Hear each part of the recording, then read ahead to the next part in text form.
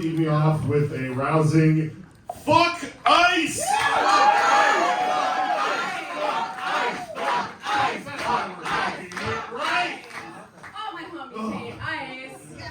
Holy shit, thank you for coming out tonight. We're gonna tell some jokes, we're gonna raise a little money, you're canceled for being here with a little mob. We're gonna cancel everyone, that's the joke, right? That hasn't been made clear. Cancel.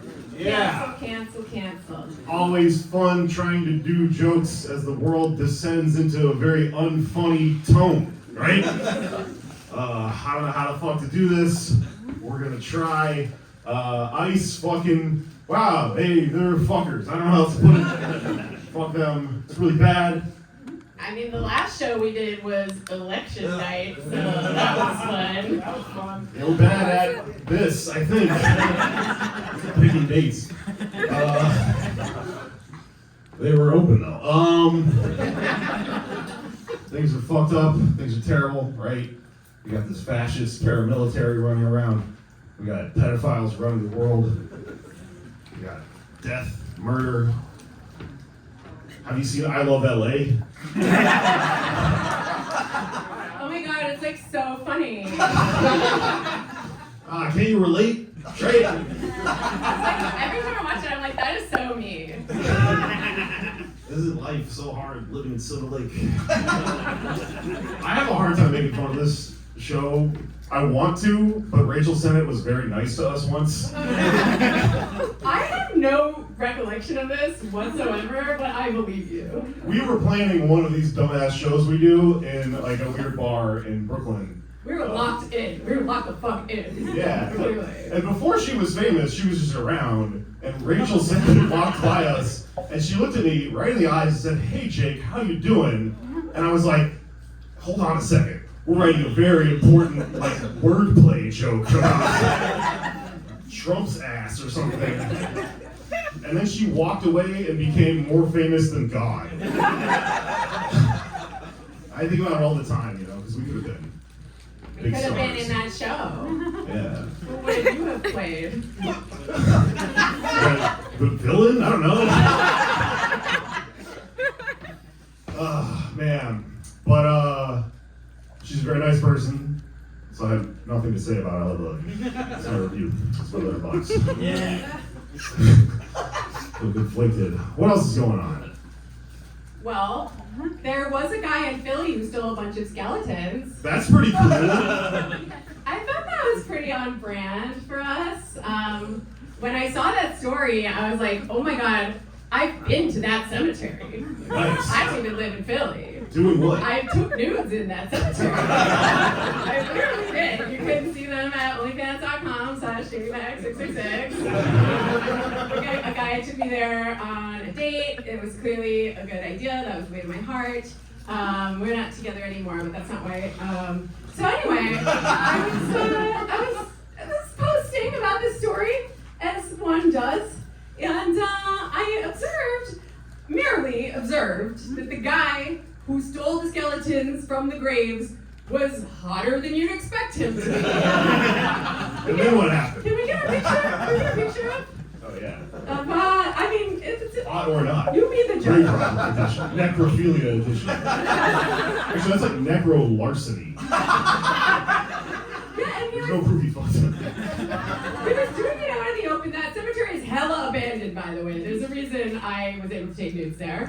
And all I said was, he's hotter than you expect him to be. And I got immediately a barrage of DMs from people who were very concerned. Some of them were like, a lot of the skeletons he stole were children's skeletons. And I was like, okay, well, yeah, that's why I thought he'd be hideous. He'd be disgusting. Who does that?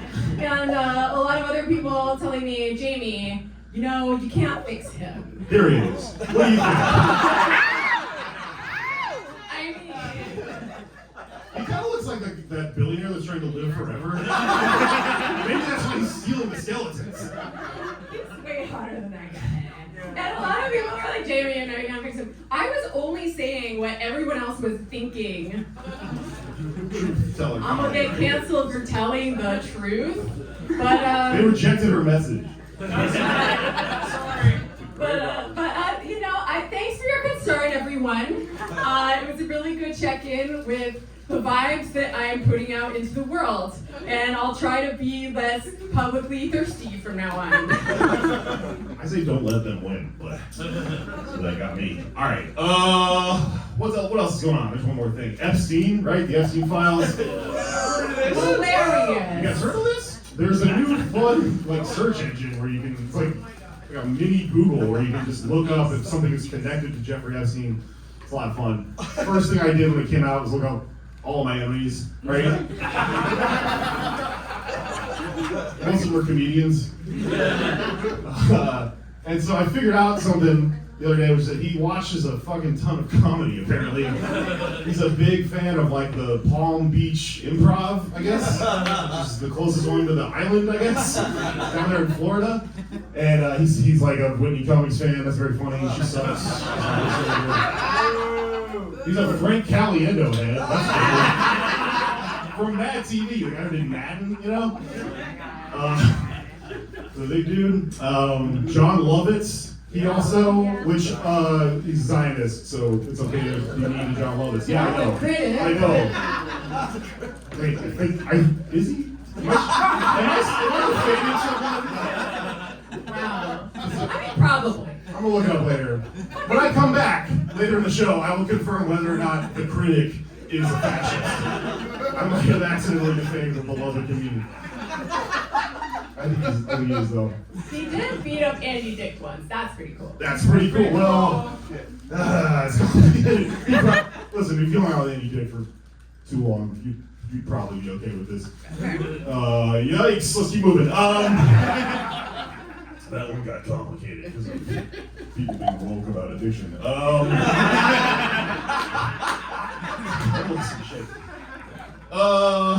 Yeah. Do you think Epstein would watch our show? I think we're a little old for him. Nice. Smart. Alright. Well, thanks for coming out. We have a wonderful show of woke comedy for you tonight. It's going to be cool. Everyone's going to get canceled. All that stuff. I have one last thing I want to do up here before we start the show. We got our comic friends up. And I want to talk about something I figured out about them, which is that they are all searchable on the internet, right? You can look up who works for ICE. They call this doxing. It's their fucking government employees, public information, right? So I was perusing this the other day for fun like a fucking psychopath, just reading the names of ICE agents, and I figured out something, which is that they have a lot of them have very weird names. I don't know what's going on. Maybe I just have like stuff on the brain because I was watching this movie one battle after another when we were coming up with this ideas for this show, and I was thinking about Greg Bovino, right? He sounds like a character from a novel, like he's a pig cow. Like it's weird. He's a hilarious person. He's looks like a creepy Nazi. He just got kicked out of his job, and I don't know if you saw this, but he got arrested. He got kicked out of a bar in Las Vegas last week. I did not see that. The bartender said him and his boys were chugging wine. The cow man, he drinks wine, he's weird, you know? Weird vibes. But I was like, Bovino, that's crazy. And like one battle after another, it's based on a Thomas Pynchon novel, finally. There's a character in one of Pynchon's books named fucking Pig Bodine, I think is his name. The man knows how to name characters. He really fucking does. So I was thinking about all this, and anyway, I came up with a game. We're gonna play a game, right? It's gonna require a little audience participation. I'm gonna read you a name, and you're gonna have to tell me whether it is a real live ICE agent or a character from a Thomas Pynchon novel. We have prizes. Who wants to play? We're gonna need someone from the audience. Just come up. All you have to do is answer the questions. Very easy. Anybody want to win a prize? What's the prize? You'll find out. The prizes are great. Get the prizes. I seen them. Anyone, any brave soul, just come on up. I can barely see you guys. How many people you need? Okay. What's your name? Abe. I know you, Abe. All right. I I'm gonna read you a few names and we're gonna figure this out. Do you think this person is an ICE agent or a Pinchon character? Ryder Burbo. Say icing. That's a fucking ICE agent. Ryder Burbo is an officer based in Burlington, Vermont. See? See the point of You the can look game? up his address very easily. How about McClintock Sphere?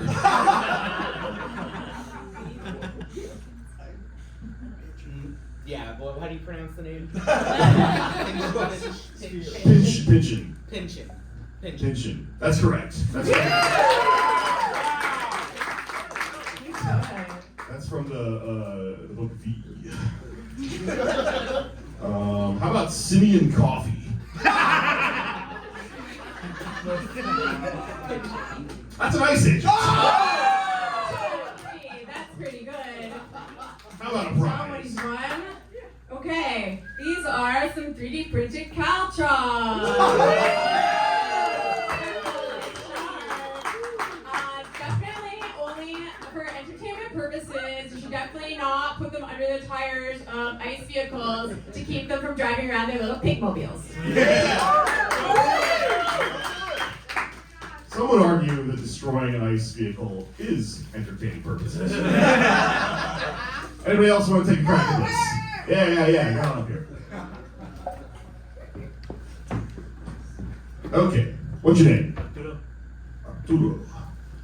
Do you think this is an ICE agent or a Pinchon character? Gay Debbie.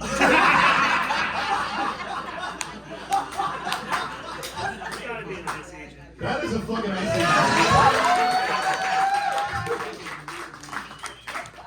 agent. Gay Debbie. I looked this up. I thought it was like some people's last name is Gay. You right? It was Debbie Gay. Nope. That is the person's name. Gay Debbie. We're all very woke here. It's not funny. It's not funny because it's gay. It's funny because it's like. This is what I was thinking. This is like that's like it's like how you put that person in your phone when you can't remember their last name.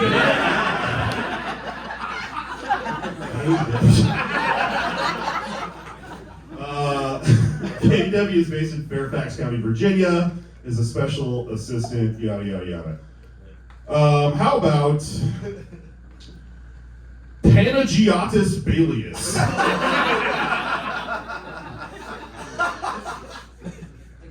Is he an ICE agent too? That is also an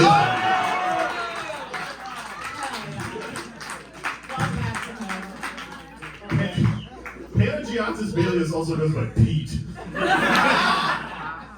Sounds like he's from Astoria. He's a New York City field officer. And how about Zepho Bark? That's pitching. All right, you want to play? All three of them right. So you won this anti-fascist dancing cactus. All of these things are, you can use them against ICE. Yeah. You could definitely use this to distract ICE. And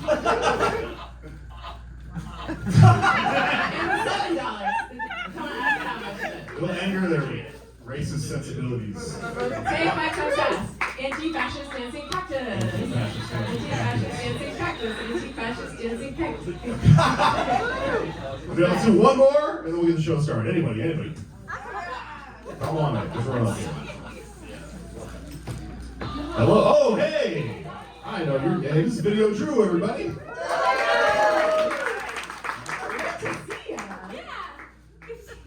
Bunch of ex-New Yorkers up here. Sorry.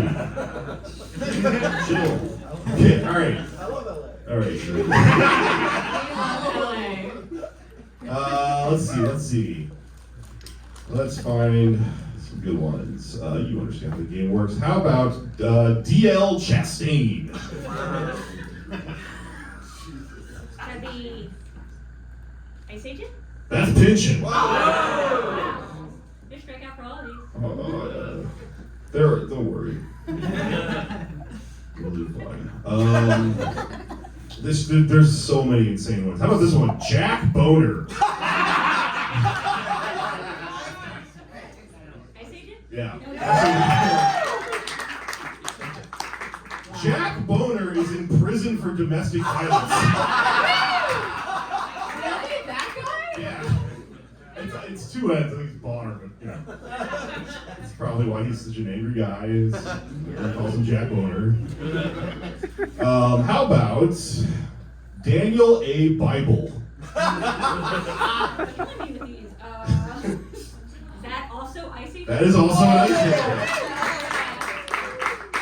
Executive Associate Director of Enforcement and Removal for ICE. That's a big one. There's also like the ones that are in the government, like the high-ranking ones have insane names. There's a guy named Roger Killmeyer.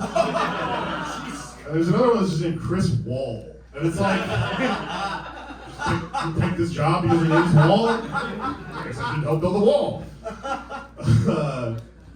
All right. Let's do one more. Eleanor P. Gugliusa. It's gotta be Ice Agent. That's also an idea. All right, thank you, everybody. You won this stainless steel barbecue fork. To break Luigi out of prison like that other guy tried to do last week. Enjoy. I hope you do better than he did. I want to keep going, but we have a show. There's one Andy Hellfinger. It's just like, no, fuck with the Hellfinger. All right, just meet me after the show. I'll read you some more. This is like a thing I'm obsessed with now, but it's probably diminishing results comedically. So let's get this fucking show started. First comedian I got for you, she's one of my fucking favorite comics ever. She just moved to town. She just escaped fucking Austin, Texas. All that shit going on there.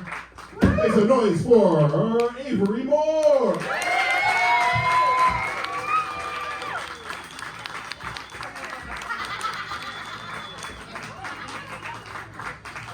I almost fell up in here.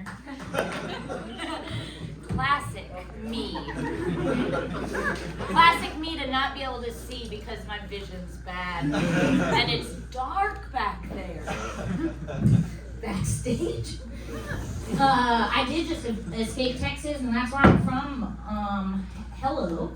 My name's Avery Moore, and I'm into that fucking idiot. And we go on tour across the country together and perform in biker bars where we got a hat that said pussy on it, but the U, a heart. I love them very much. I'm really happy to be here. I like Jamie too, and I fucking hate ICE. I think since their inception, since Obama, I've been writing fuck ICE or abolish ICE on every ICE machine in Austin. So if you go work down there, don't go. Don't go there. But if you ever find yourself in Austin, Texas, working in the service industry, I've been there. And you'll know, you can feel me. Just lift that fucker up. There it'll be. Scribbled, maybe legible, maybe not. It depends on where I was at the time. I'm 3 years sober almost. That's what I mean by that. So I used to be a fucking goblin. A fat one, too. I lost 85 pounds. Jameson!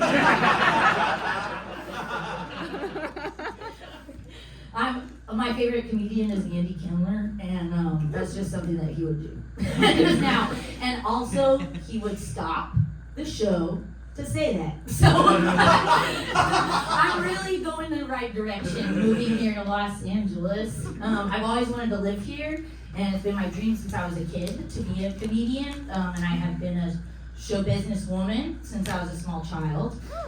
Thank you very much. I was raised in a children's theater in San Antonio next to the Alamo. And I wanted to be an Alamo tour guide because of Pee-wee's Playhouse, and I am. So after the show, if you'd like to see my badge from the Alamo, it's just a lanyard, it's not a badge, because I would never wear a badge. It's just got my face on it and the little silhouette of the mission.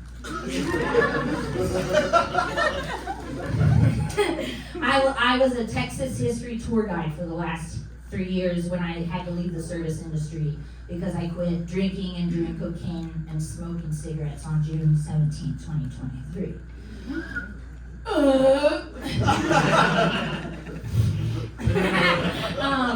I miss drugs and I don't miss alcohol. Actually, I figured that one out. I figured out that that makes me want to die. So it's like, get out of here. But the blow I miss. And a couple of you have a bag on you. I can smell it. I can smell the gasoline. I'm like a bloodhound for this shit now. Cigarettes too, man. One of the performers from the previous show smelled his cologne in the chair I was sitting in, and he is smoking Camel Whites that he bought in Covina.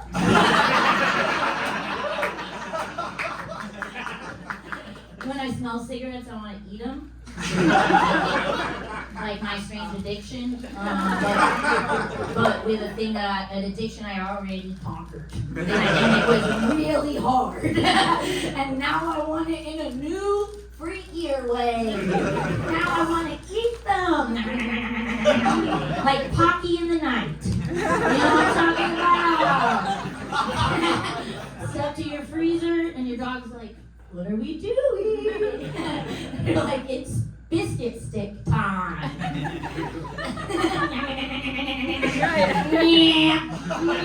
Like a beaver eating a log in a cartoon. Actually, I'm going to stop really fast to address a very serious issue. I know that we're here today to raise money for folks in Minneapolis that are protecting their homes from federal agents.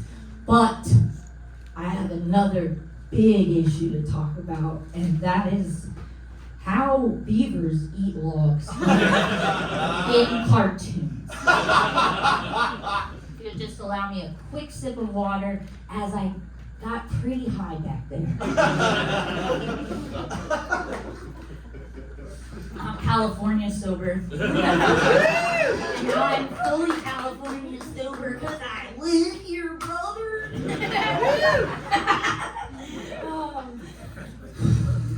I hope my car will make it back to my apartment.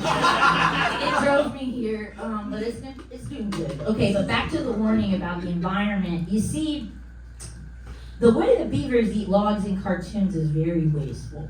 And I don't know if you've been watching this, but when they ingest a log, their big old iron-rich orange chompers essentially turn into, a wood chipper. Yeah. They take that fucker and they go, yeah, and all the wood goes out, but they're not ingesting any of it. And I don't even know if beavers eat wood. But that's not the point. The point here is that they're just doing it for the bit. They're just wasting timber, cartoon timber, for the bit. And I'm here to talk about the deforestation of Toontown. And it's a major issue. I had to leave Austin, a place that I thought I never would have to leave, because that's where the freaks live in Texas. You get to be about like 17, and then if you're a freak, this woman at night goes, and you just walk towards Austin, Texas.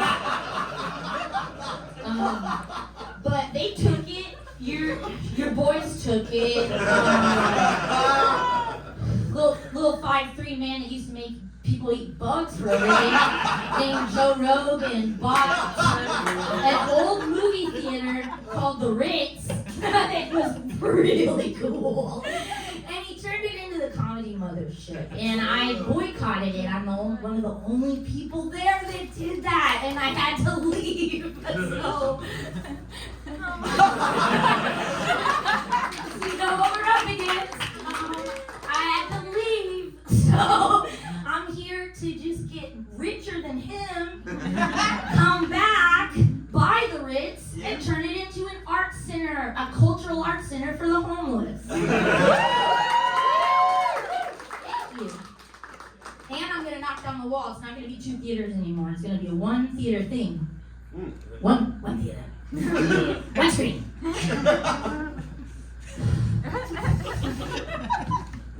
I've been watching a lot of movies about the multiplexes and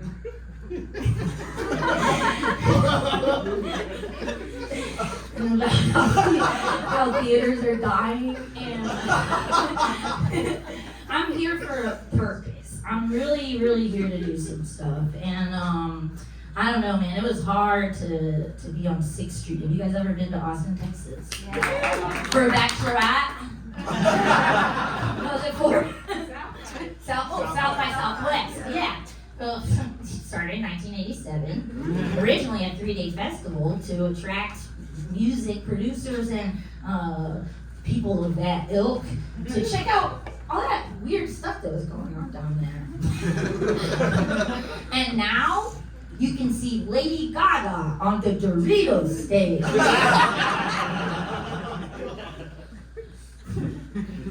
But only if you get a full DNA scan at the American Spirit tent.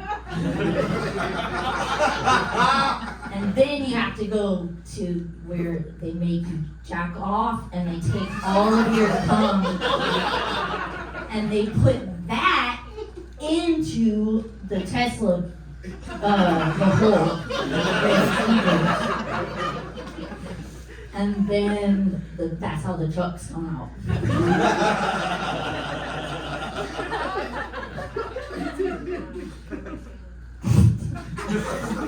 Tesla trucks have been in Austin for so long that they're like dirty now. That's cool. It's not. It's a very dark energy going on in downtown Austin. 6th Street was, where's the blues lived. And now it's where people just have the blues. Because we can't afford to live. And there's a fascist comedy club that pulls all the numbers. It's pretty cool though, because you get to do like fun stuff, and then maybe if the people that didn't get in to kill Tony, if they didn't get in, they'll come and stand in the back of your show. So it's like it fosters creativity.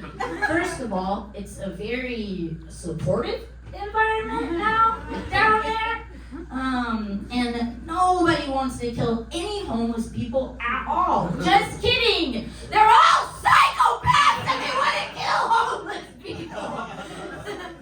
I'm not just gonna go back and buy the Ritz, I'm gonna go back and kill them. I'm the Rainy Street Ripper! Grandma Redhead, that Grandma Redhead. The working theory right now is that the serial killer in Austin is a cop, and it fucking is, man. They stopped reporting on that shit, now it's just body after body after body of young men falling into the same place. It's okay. You know, it's right next to where the tallest building in Texas is coming up. And it's called the Water Line because it's on the water line and it's poisoning all the water. And none of it's sold. Doesn't have any tenants. They're just building it. I know that you guys deal with that here. That's why I'm telling you this, because nobody else in Texas understands. They're just like, shut the fuck up, liberal. And I'm like, they're taking my town! And they're like, the People's Republic of Austin will never fall. And it has. It has fallen to Dell. And oh, that was a pun about hell. I should have said gone to. Thank you. They would go like, I should have said gone to Bell. Gone to Bell.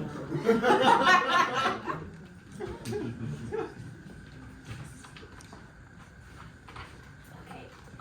Hey Jake, can I sing a song? Yeah, of course. Okay, I'm just gonna end after that because I forgot my train of thought. All right, here we go.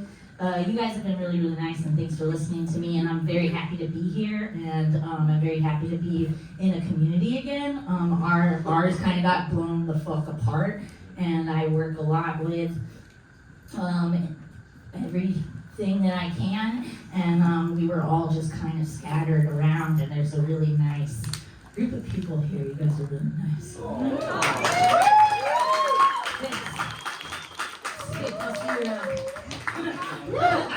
We cannot get lunch. Okay, here we go. I write parodies. Okay, of course I do, right? Weird Al's my favorite guy. I'm sure you can tell by my energy that he is. And I've been writing parodies since I was a little girl. The first one I ever wrote, when I was 8 years old, I wrote I'm the Real Greg Brady to the tune of Slim Shady by Eminem. And I'm just letting you know that so you know how long I've been in the fucking game. This is a song by a guy named Garth Brooks. He's a Texas icon, and he is in trouble.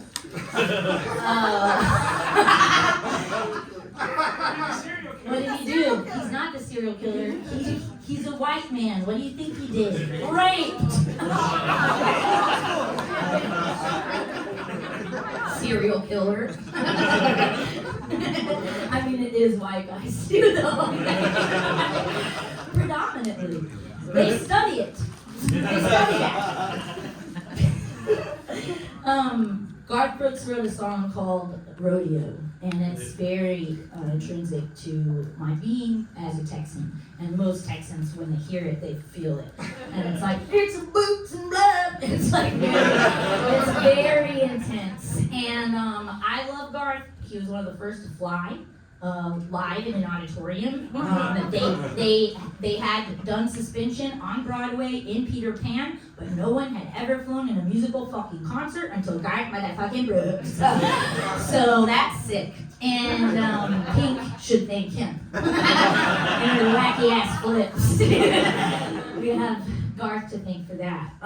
But he wrote Rodeo, and I wrote a parody of it that's also called Rodeo. And it's not about the rodeo, it's about my favorite cheeseburger at Burger King called the Rodeo Cheeseburger. And it's just a little treat for me. Yeah, the onion rings on it. I'm gonna sing about them. They're fucking good though. After the show, let's go. Just kidding. I gotta stop asking people to be my friend on stage. All right, let's just sing it, okay? But I'm not gonna be able to sing this for much longer because Garth is a rapist. So here we go. Well, it's a beef and bun, it's a ring of onion, it's barbecue sauce and cheese. It's an order of fries and a shake on the side, yeah, it sounds good to me. And they call this thing Rodeo Cheeseburger.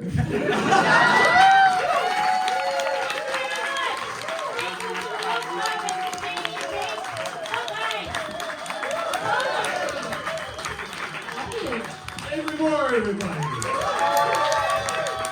She's my friend. She's insane. Alright, I'm about to do something extremely professional. Did I tell you you're next? Yeah. Okay, just making sure. I was trying to text you when the show was happening, or I was like, I don't know if she knows she's next. This is my phone, so.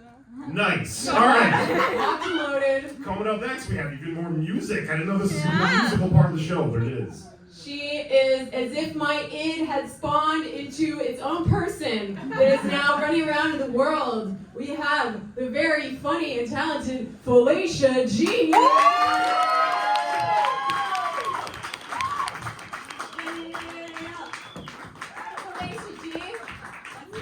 What mic is louder? This one is louder. You can turn it up. I'm here to recruit you to join Revelation. Turn it up.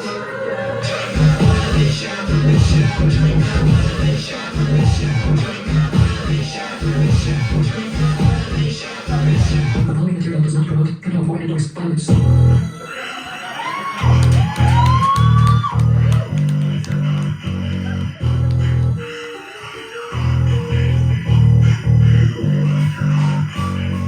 Uzi, tooly, blicky, blicky chopper. I'm loving like a model, but I whack him like a monster. Strapped, you know it, keep that work in my back. Got my hands on the strap, plastic cap in your back. Feeling free on the Ouija, tell my car squeaky. Young, high, sneaky, in the streets they need me.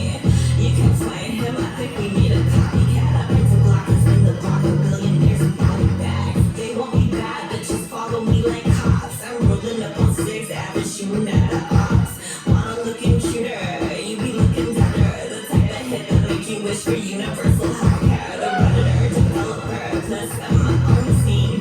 So clean, fresh fit with the bronze fleek, which means nobody finding me guilty. I got the swag, now we chopping up the guillotine.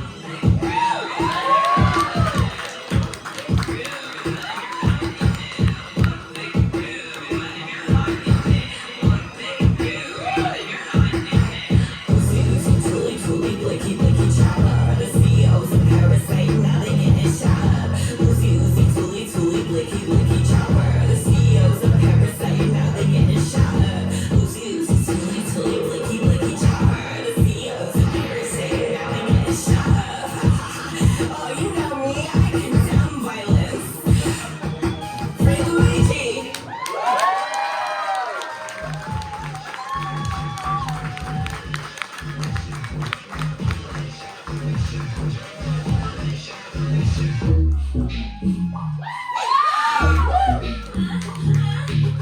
Rule 34, cruising in this blue Porsche. It's a cool world, I'm a dirty whore. 4 gore, horse porn, picky category. Real sort of girl, acting horny, calling every girl me. Trophy, Maddie and Nate. Okay, daddy had a space, yeah, I have a space. Then he battered the cake, get my booty will aid. Call it mutual aid. I love it, all night. Get away from detonating up high bomb. Ready to pay off, you can pay it off for me. It makes me so horny. I'm taking the bait, I'm a big troll. I'm a trick, jump scare, no big roll. I'm a hump on a stick hole. I'm a bitch, I'm a cunt, suck my nipple. I'm a witch, this is foul, it's a ritual. I can help redistribute all this wealth. Trickle down from your dick into my mouth. Keep it cute, but you know that I love film. Rule 34, rule 34, rule 34, rule 34, rule 34, rule 34, rule 34, rule 34.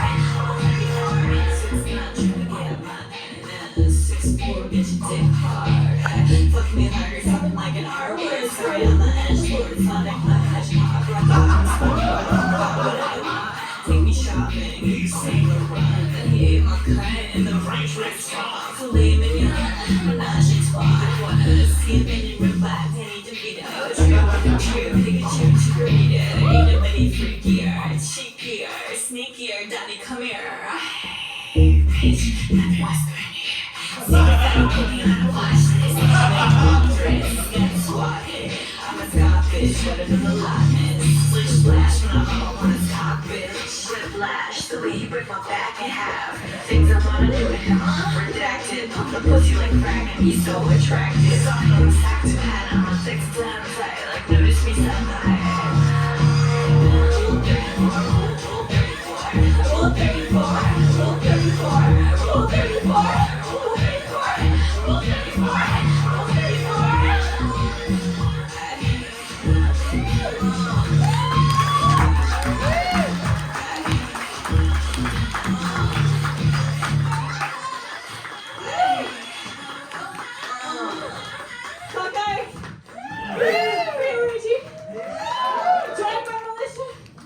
Overthrow the government.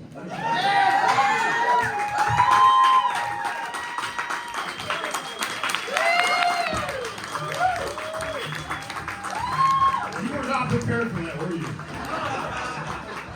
He's a genius. Okay, so now we got a little tradition that happens here at the Lyric Hyperion, which is that they always have an intermission in the middle of the show, right?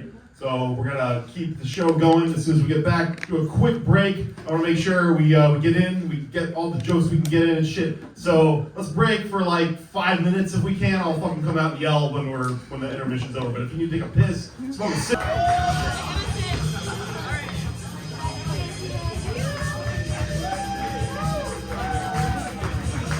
Okay.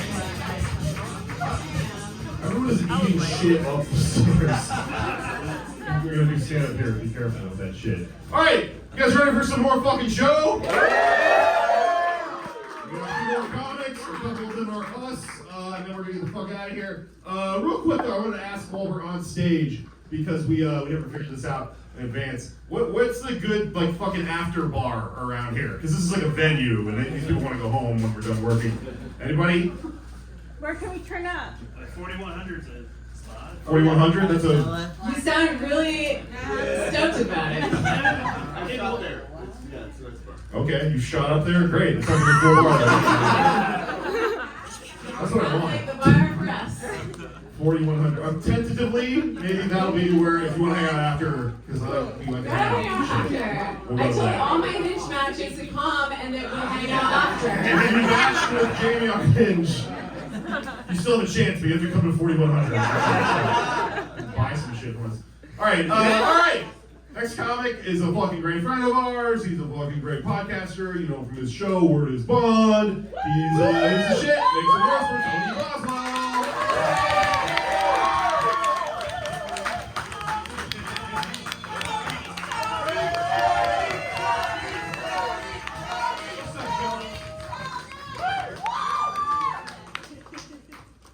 They were gonna have to change the name of this show, but then they did Book of Black Comics, so it's okay. It's okay. Yeah, it's really funny watching people understand how crazy white people are. You guys are catching up, and I'm really proud of you. I'm really proud of you. There are a couple moments in my life that kind of made me realize, like, just the disproportionate power. One of them was getting a phone call from a number, and it was a cop. And he was like, "Hey, you come pick up your dad." And I went. I don't even. No one knows Del Rosa. San Bernardino, Del Rosa. It's a good area. It's my home. And I pull up, and then my dad is on the curb, and the cops bought him a Gatorade. And I was like, something bad happened here. Turns out his arm was broken in 4 places for no reason. That was example number 1. Example number 2 was watching white men turn Wu-Tang corny. That is fucking crazy. That is fucking crazy. There was a time where, like, I grew up in hip hop. I grew up in rap. I love it. It's very important to me. Wu-Tang was grimy. Wu-Tang was raw. Like it was gnarly. They were talking about Wu-Bang. You know what a Wu-Banger is? It's just a joint with crack in it. And that was just regular. And somehow y'all managed to make that corny. It's insane. Like I see a white guy in a Wu-Tang t-shirt, I am crossing the street because I don't want to have that conversation. I just don't want to have that conversation. Because they'll be like,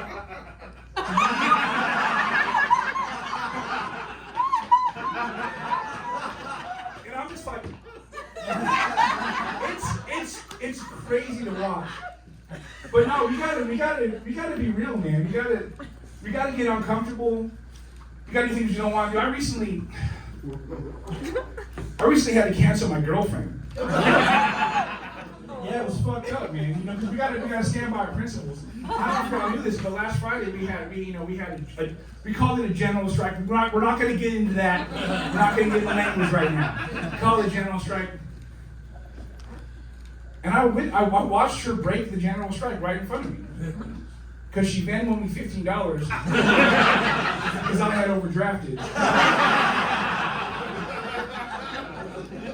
And I was like, no credit card transactions today. Thank you so much. I appreciate you. They were gonna give me 5 minutes, but then I reminded them it was February.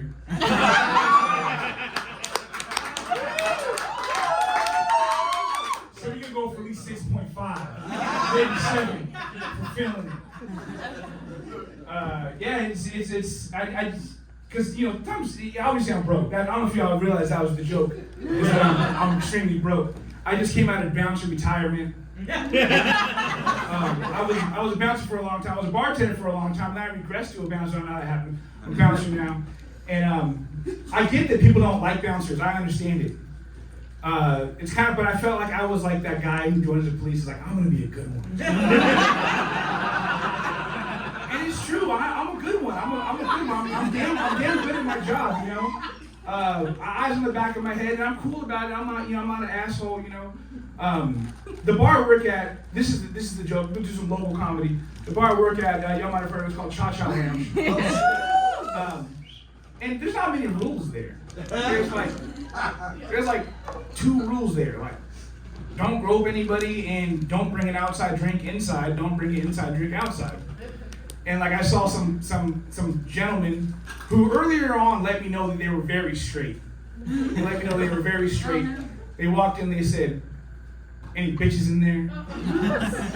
And I said, there's a lot of really nice ladies. There's one bitch though, so I'm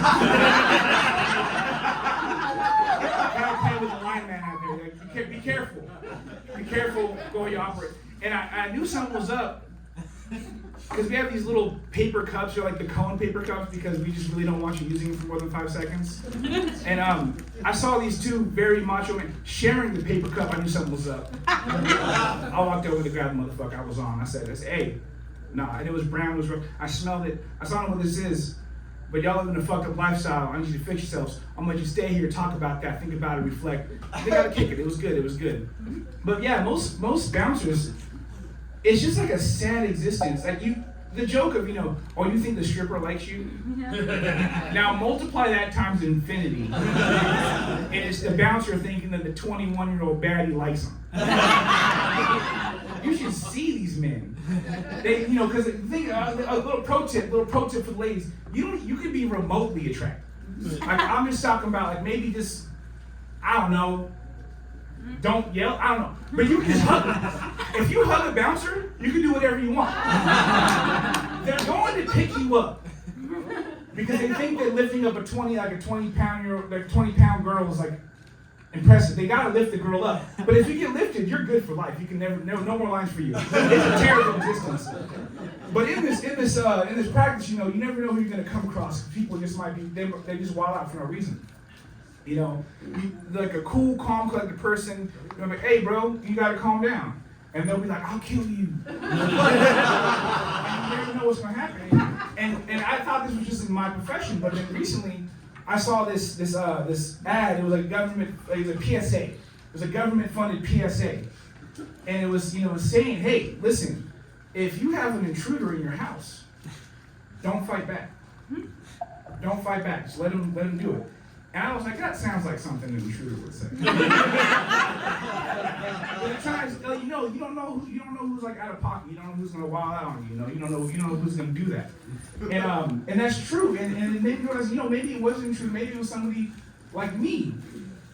When I was a young man, I'm gonna tell you a little precautionary tale real quick about when I was a young man. I got the drunkest I've ever been in my entire life, and I do mean the drunkest. But don't worry. I was 18. I was a grown adult. I was mature. I knew how to handle it. It was a Halloween party. Now, mind you, look at my big ass self. The thing is, I got the kind of build where you can't talk. People are gonna call it yelling no matter what you do. You big motherfucking things. You're just angry. Anyways, now put 60 more pounds on this frame, right? And now picture me, this right here, this specimen, wearing a sleeveless shirt Heather gray, it's important because that's real. I'm authentic with my costumes. It's a heather gray shirt with an eagle and American flag and said freedom isn't free on it.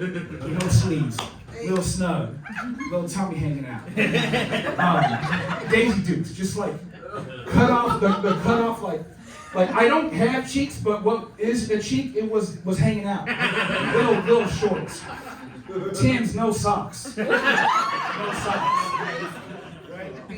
And like one of those like flap winter hats that we don't have here in California because we don't have winter. And so one of those, and my costume was a good American. That was my joke. It was a little jokey joke. It used to be funny. And I'm at a party and I get very drunk. But I'm an 18-year-old mature adult, and I knew I was drunk. I said, you know what, boy? You gotta chill. You gotta sober up. I go outside, do a little proactive vomiting. You know? I lay down on the grass for a little bit. Grass is a little wet. I'm feeling good. I'm rested. I'm solid. I'm gonna go back inside. I walk in the door, and I'm like, damn. You ever a door frame hit you? Like, you walk through the door frame and you're just like, still very drunk. Still extremely drunk. But I'm a mature 18-year-old adult who makes smart decisions. So I said, you know what, boy? Take your ass to the couch. Don't make a fool of yourself. Take your ass to the couch watching TV. Chill. I'm watching TV. I'm at my homegirl Nicole's house. Me and Nicole go way back since 16, so 2 years. We go way back. And I'm chilling watching TV because I'm familiar. This is my place. I've been here before. I know her parents, you know. And then someone comes downstairs, seeming frightened and angry. And it's like, hey, get the fuck out of my house. And I'm like, what do you mean? Like, yo, chill. Nicole's got me. I'm just trying to sober up. I'm trying to be responsible. Don't worry about it. I am in an entirely wrong house. I am not in the correct house at all. Thank God this man was a lid because he didn't have a gun. Good, great, because I wouldn't be telling this joke. And I go outside, I'm shook. I'm like, God, wow, man, you are really drunk. I have not drank in a minute. I'm that drunk. I'm like, you know what, boy?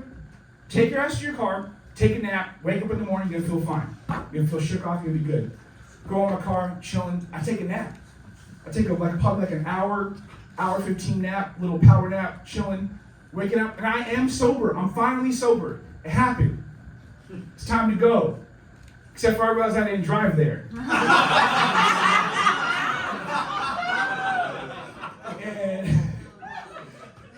And I'm like, why won't this key work in this car? It was like a red Chevy something, but I had the GMC version of the same car. You know what I'm saying? Wrong car. I go back inside. Tony, where have you been? Don't worry about it. Take care of business. I'm an 18-year-old grown man. I know how to handle myself. Don't worry about it. The police are looking for somebody that broke in next door. The police are here looking for somebody that look just like you. Daisy Dukes. Cut off shirt. Tim's. No socks. Breaking into people's houses. And this is my PSA.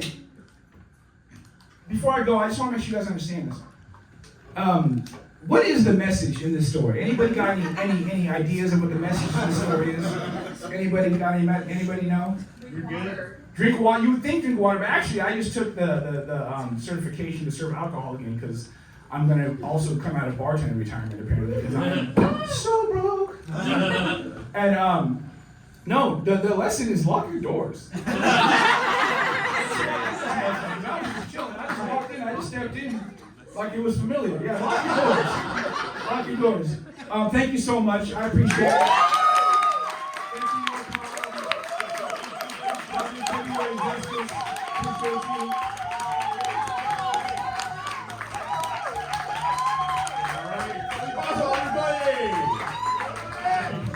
Happy Black History Month, as you pointed out.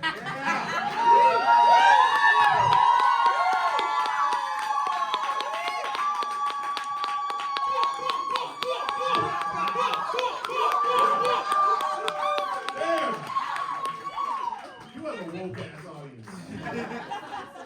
You told me he's gonna make jokes about how I didn't, book him at the headlines of Black History Month. I'm gonna get you back in Hispanic Heritage Month, which starts in the middle of September for some fucking weird ass reason. Anyways, we got a little bit more show for you. A couple comments left. One of them is one half of the woke mob. She's fucking great. You've already seen her. She's funny. Make some noise for Jamie Beck, everybody.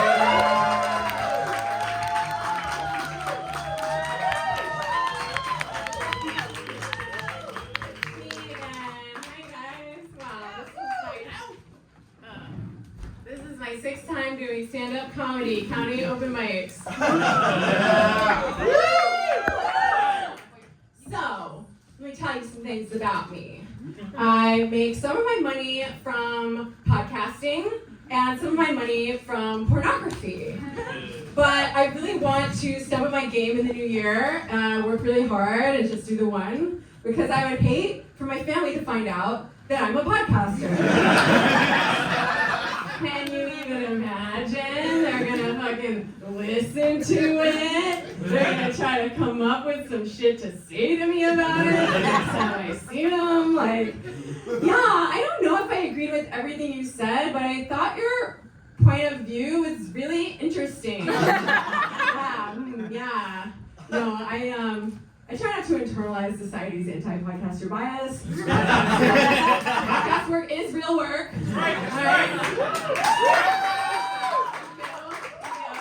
The day without a podcaster, can you imagine? Society would grind to a halt.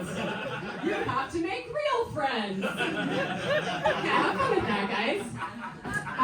So one genre of pornography that people really like right now is the JOI vid. You guys know what that is? It stands for jerk off instructions. I'm like, it's jerking off hard. Like,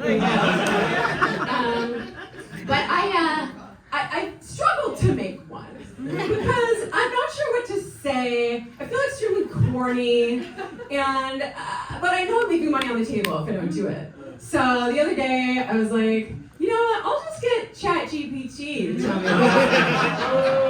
So sorry.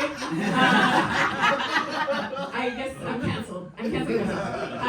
But yeah, I asked ChatGPT to write me a JOI script, and it did not want to do it. Bleep, bloop, I am uncomfortable. Like, come on, man, just fucking do it. It's not a big deal. You're a robot, just do it.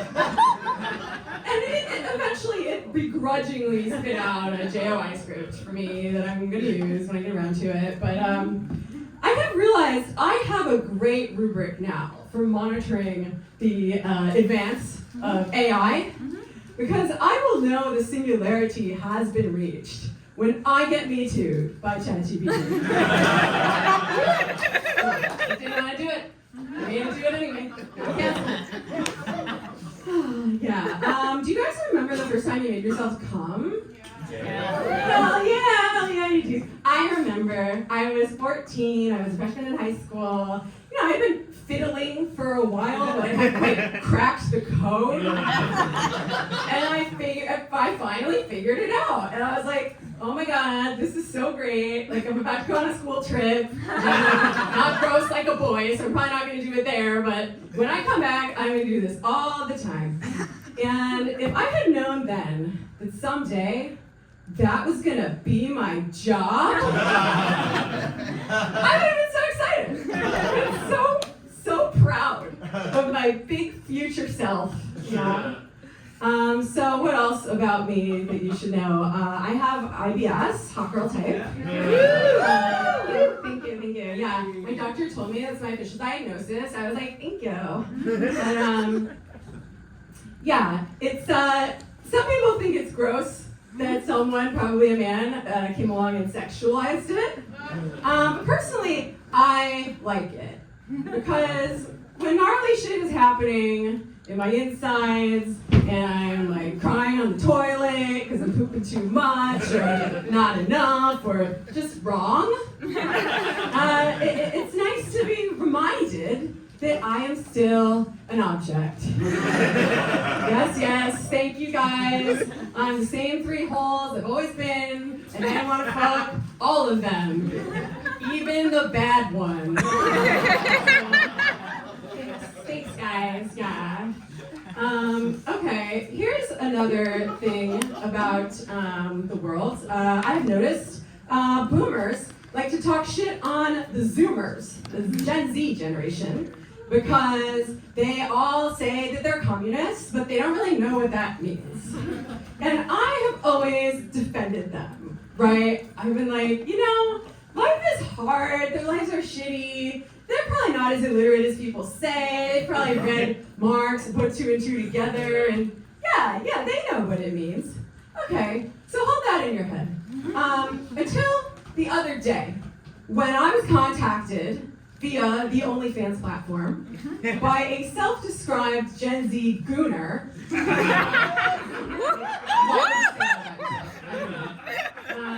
who wanted to order a video of me getting tickled, right?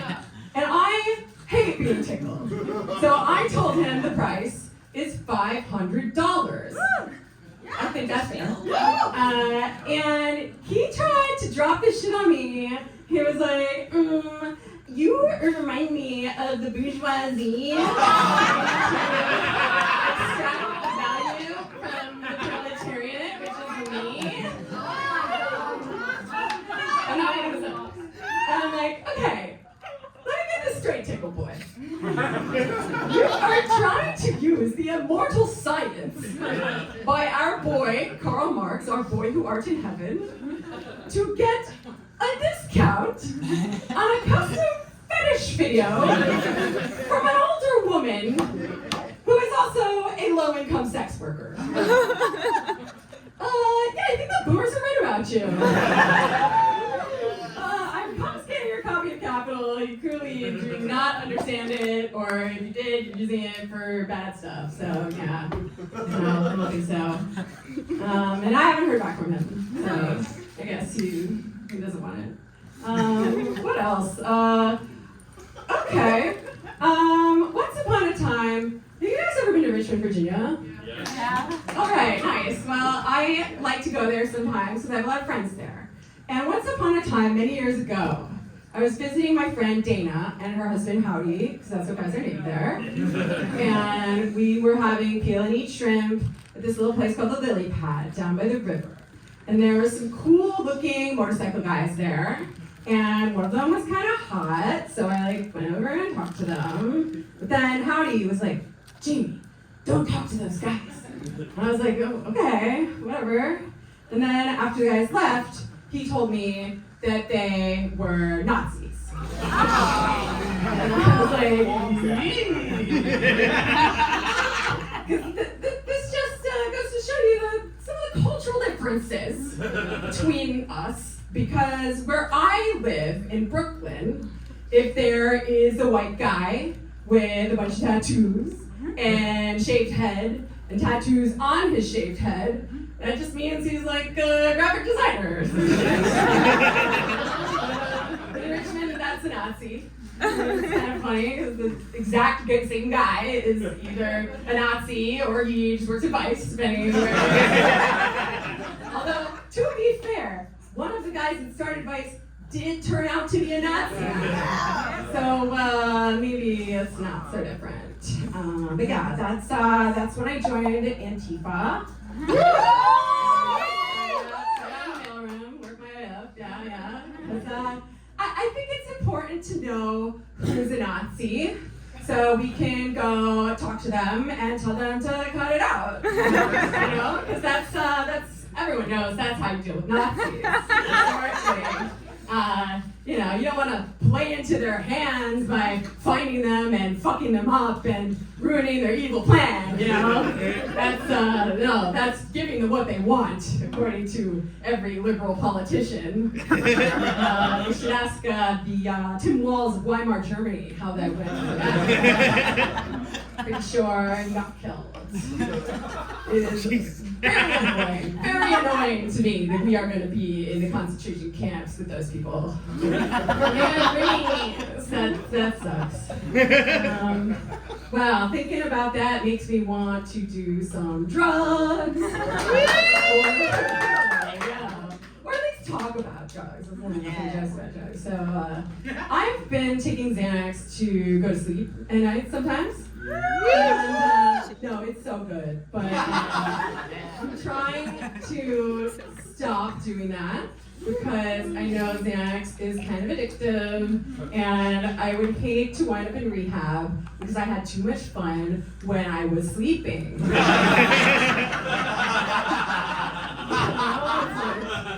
I'm gonna get addicted to something, and I feel like I should enjoy being on it while I'm awake. But yeah, then again, I do really like sleeping, so yeah, none of us are getting any younger. You guys, I just watched that show Black Rabbit. Has anyone seen that show? Yeah. Well, it's okay if most of you haven't. It reminded me of that trope in TV and movies where whenever people are like psyching themselves up to do an armed robbery, they do a bunch of coke, right? You've all seen that. And I like that trope because that is also my strategy when I want to leave a place quickly. Send no one ever. Ooh, I'm in the car. Yeah, let's fucking do this. Cut to me in the bank at 5 a.m. Like, we should do this more often, man. Let's fucking YouTube video. Let's get in the studio. Yeah, I love you so much. We should do this more often. It's great. I forgot to rob the bank because I was just so excited to see everyone. Yeah, that's what would happen in real life. It's normal. Okay, I'm seeing the light. You guys like Luigi Manji Gummy? I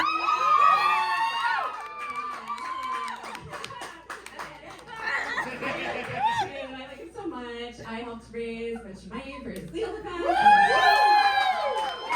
We have raised over $1.4 million. That's not a joke. It's just an awesome fact. But you know, I wasn't always so in love with him because when his tweets first came out, some of them were pretty cringe. And you know what I'm talking about. He was like a Century Tech bro. You know, he's definitely progressed, I would say, since he made those tweets. I think he's definitely on the right track. But yeah, he fucks with a lot of like red pill, Jordan Peterson bullshit. Right, he was retweeting Peter Thiel, he retweeted some red pill shit about how men naturally, because of their manly nature, want to be heroes. And modern society just is the sissy soy cucks and they don't get opportunities to be heroes and they should get opportunities to be heroes. And you know, I thought that was cringe. But, based on what he allegedly did with that,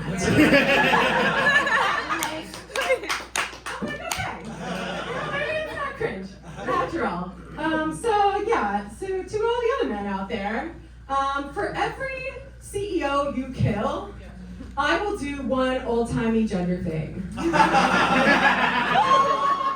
means a lot, because I am woke, and I'm a feminist, whatever, okay? So if you kill one CEO, I'll suck your dick. I will do it for the cause. If you kill 2 CEOs, I'll have your baby. That takes a lot of work. I'll do it. And if you kill 3 CEOs, I don't even know what I'll do because we'll be living in a very different, much, much better world.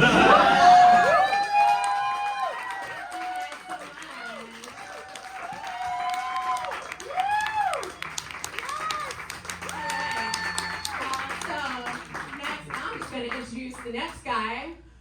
You know him, you love him. Fucking Jake Flores, one of my best friends. Close out this show.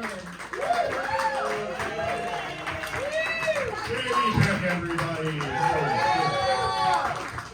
So woke, so funny. Hell yeah. All right, guys, I'm the last comic. I'm going to tell some jokes, and then we're going to go party at this heroin bar we talked about. You made it to the end of the show. Congratulations. Give yourselves a round of applause.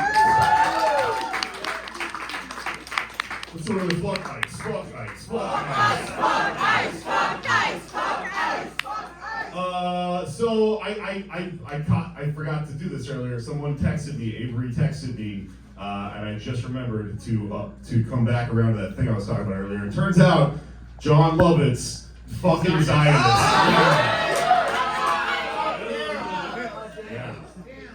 You know what I think of that? You stepped on my goddamn punchline anymore. It does stink, doesn't it? That's okay.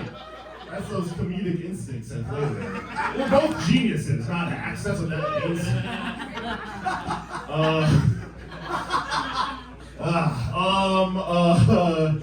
Jesus. Okay, so me and Jamie do this show because we're both goths and we're both millennials, and I've been thinking about that a lot. It's funny. There's these new weird kids around. They wear the Jinkos and shit. It's like hilarious to all of us. They talk weird, you know. I love the slang. It's fucking no cap or whatever. Great. I love sounding like an old man trying to fit in. Like it's bussin'. I have no idea what's happening. There's one term I cannot get down with. That's the term body count. You don't know what body count means. That means how many people you've had sex with. That's cool. It's very clever. I get it. I don't like the term though because, like as I mentioned, I'm a fucking goth.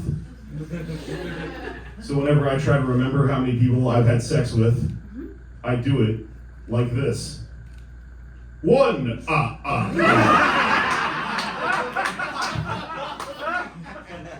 It takes fucking forever. Alright. That's what we call a little jokey joke. It's stupid.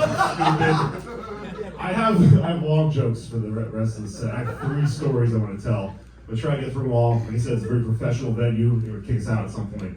So I'm going to try to get through them all. I realized, though, when I was writing the set list, that each of my jokes is about a different crime. So here's what we're going to figure out. Figure out which joke I'm going to tell next by discussing these crimes. One of them is about murder. One of them is about domestic violence. One of them is about sex work. What do I hear? Fucking murder. All right. Here we go. So, funny you should pick that one. I was dating someone a while back who wrote a letter to Luigi Mangione. And he wrote back, which apparently you can write him letters. He's like strong bad.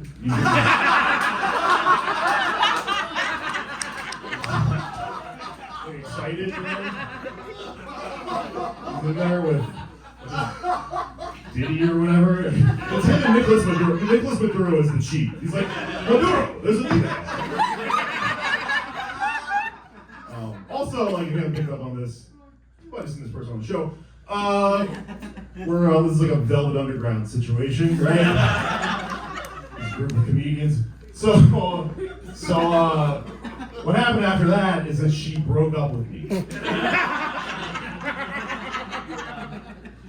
And like, it was a confusing time for me in my life because, you know, we're all hardcore Antifa super soldiers here, right? Yeah. I'm a fan of what Luigi Mangione allegedly did. Like, I'm a fan of Luigi Mangione politically, but now, personally, I'm a little mad at the guy. It's weird, you know, processing feelings like that. So I keep catching myself walking around, like, thinking about this, saying shit I don't even believe because of this, you know? You're like, change starts from within the system, man. You know, join them. Violence never solved anything, dude. Things I don't believe. Brian Thompson had a family.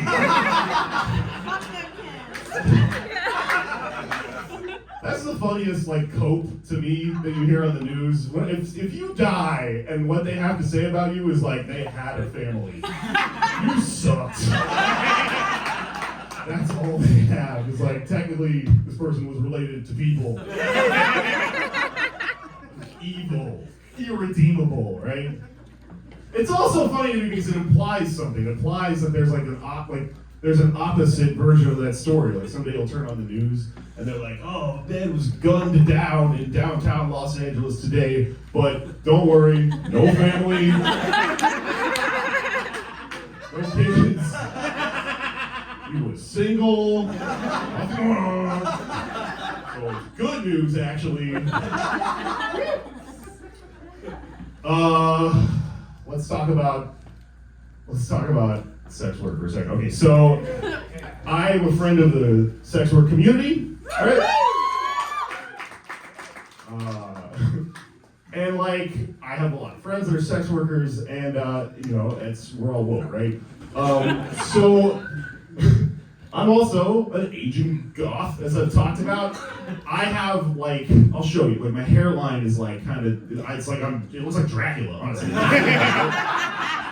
I've had this since I was a teenager, but when you have a hairline like this and you're a dude, your whole life is just wondering. Right? You're just you wake up every day like, me versus God, like what's happening? And I got a weird haircut, and it kind of showed it, featured it, So I was walking around with this weird hair for a while, and I really, I'm trying to get to a point where I can really admit to myself, I'm only comfortable wearing black. That's part of that fucking thing, whatever makes people into this subculture. I like wearing black clothing. But every once in a while, I make a decision where I'm like, you know what, maybe that's not what I'm about. Maybe I'll wear a weird yellow shirt or a bright thing, and then as soon as you leave the house, you're like, I don't look like this. So you're locked into the whole thing all day. It's a weird situation. I don't know if you can relate, right? So I have a Hawaiian shirt, right? I have it from a Halloween costume. Fucking Spring Breakers. I was the guy with the whatever. So I was like, you know what? I was looking at my clothes one day and I was like, maybe I'll wear a Hawaiian shirt. I'll make it a cool, I don't know, I'll make it a fucking weird edgy thing or something. Wear it with black jeans and shit. And so I put on this Hawaiian shirt and it just didn't feel right. I was walking around all day and I just couldn't place. What do I look like? I can't. Something's off. This isn't working. Is it a boogaloo boy? I don't know what the fuck this is. So I'm walking around like this, and I have a friend who's a sex worker, and she hits me up to pick her up from a fucking thing, right? Sure. I got wheels. I'm good for this, right? It's part of what I do. So I go to pick her up, and as I'm going to pick her up, she texts me, she's like, hey, if you get in here, there's actually kind of an emergency. So I start preparing myself. I'm like, oh shit, all right, am I gonna fucking fight a guy right now? We got a fucking guy who's popping off. And I kind of text her and ask her, is that what's up? And she's like, no, opposite. We're in this. So I get into this hotel room, right? And she's there, and then there's this dude who's in the corner, propped up against the wall. His eyes are rolling back in his head, and he's wheezing. And we're like, oh fuck. Right, he's in trouble, okay? So I guess what happened is he, had got himself a little present for his birthday, right? And he's in his hotel room, and he's doing this thing, right, where he had a bunch of ketamine. Oh. And he's cutting up the ketamine, and in Scooby-Doo when they're about to make a sandwich?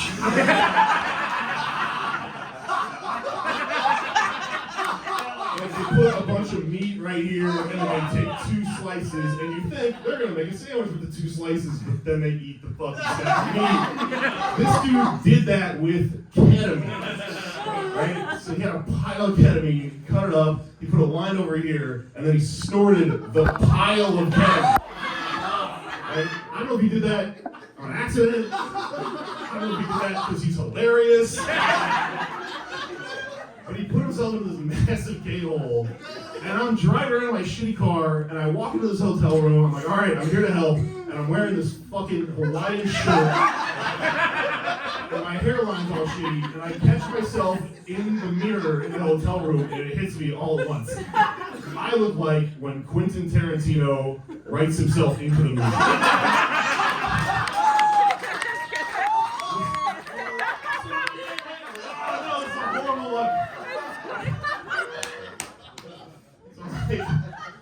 All right.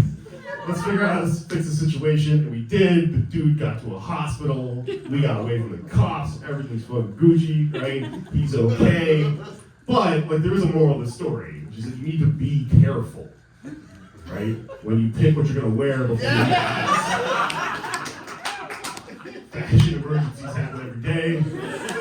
Don't become a statistic, right? So, last story I have is about moving to Los Angeles. We're gonna end on this because it's a fun way to connect with all our friends out here. I moved here from New York City a couple years ago, right? Thank you. New York and LA, we're friends, right? We don't have to do this fucking rivalry shit. But I moved here and I didn't really know shit about Los Angeles, so I got a really cheap apartment that I thought was a fucking steal, right? It was in MacArthur Park.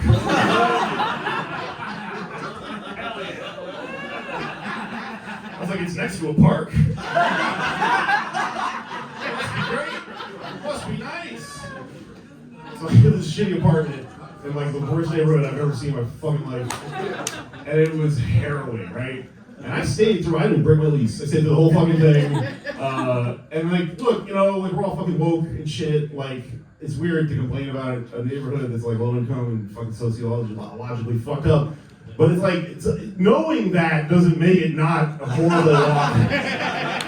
Knowing why it's happening doesn't make walking from your car to your door like any more fun, right? It's still fucking crazy.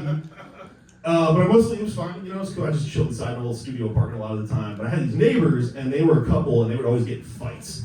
And I usually ignored it, right? That's their business. But every once in a while, we'd get a little bit too loud, and I'd get a little concerned. So I had these next door neighbors, and they're a couple. They get into a fight. One night I hear like someone throwing another person around. Like they're hitting the walls, shit's falling off the walls, and I get a little concerned, right? And the thing is, I had just moved into this place, because I had just moved here. So when I moved to Los Angeles and moved into this shitty apartment, I stocked my apartment with a bunch of shit from the worst dollar store in Los Angeles. Shit from the dollar store sucks, right? It's cheap and it's a job. So I'm listening to these people, and I'm like, okay, maybe I should like poke my head out in the hallway, right? Because it's bleeding out into the hallway, and they're like fighting, and then I hear a little kid. I'm like, fuck. Now it's like the morally right thing to do maybe is to fucking get involved here and just, I'm thinking, you know what, maybe this guy, you know, sometimes guys get worked up, they get a little angry, they see another guy and they're like, all right, they'll get a little fucking freaked out and they'll chill out a little bit. Maybe that's what's going on. But I can tell how violent the guy is, so I look around my apartment before I go out there, and I'm like, I gotta grab something to use as a weapon. And the only thing I had even remotely resembling a weapon in the entire apartment was this big fucking pan. Like for cooking eggs and bacon and shit, right? Flimsy, the handle's all, it's a dollar store pan, right? So I go out of the hallway, I got this fucking pan, and I'm like, hey man, how's it going? Just checking in from, you know, across the hall. And like, they didn't even see me at first. It's a husband and a wife, or a boyfriend and girlfriend, whatever. And the guy is dragging all this shit out of the apartment, like throwing it into the hall and going like, fuck you, you bitch, you cheated on me, whatever, right? Telling the whole fucking story, throws an Xbox across the hall, and this constant back and forth thing. And they're fighting, and as he's doing this, he notices me while he's still talking, and he says to her, he goes, oh, and you went and brought Mr. Pan into this.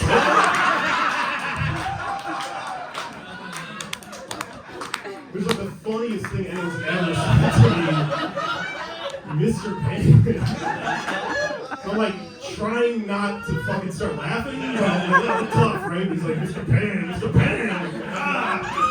You're killing me, dude. So this is all happening. I'm like, okay, I'm gonna chill out, right? Let's just make it through this whole fucking thing. And eventually, she gets away with the kid, right? And I'm like, okay, cool. I did my part here. I'm getting ready to go back to my apartment, and he comes up to me and he reveals a big fucking knife right from me, right? And I'm like, hey, and he's like, why don't you drop the pan? It's really funny because he thinks it's like a threat, or I don't know. So I'm like, hey man, no problem. I'm just talking slow so we can get away, and I go, hey, just a little concern, man, didn't mean to pry.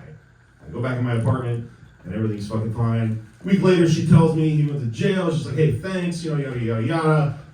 You know, Westlake wouldn't talk to our neighbors. You know, I'm glad I got up, right? And the thing is, like, I do feel like I was feeling a little bit like, oh, do I live in Los Angeles? Am I an Angelino? Now I'm like, I almost got stabbed in Westlake. Fuck you, more. It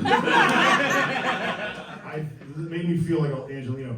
But something really occurred to me during this pan fight thing that I regretted. It made me really regret that I never went through one of those really like obnoxious cast iron skillet phases. People go through, you know? Because I bet you could fuck somebody up with a cast iron skillet. And you don't have to wash it afterwards. Blood seasons the pants. What's with these people in their pants? Alright, hey guys, listen, thank you so much for coming out.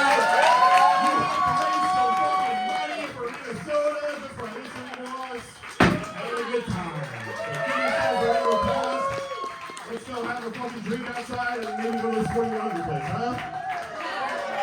Fuck, ice, fuck, ice, fuck, ice, fuck, ice, fuck, ice, fuck, ice.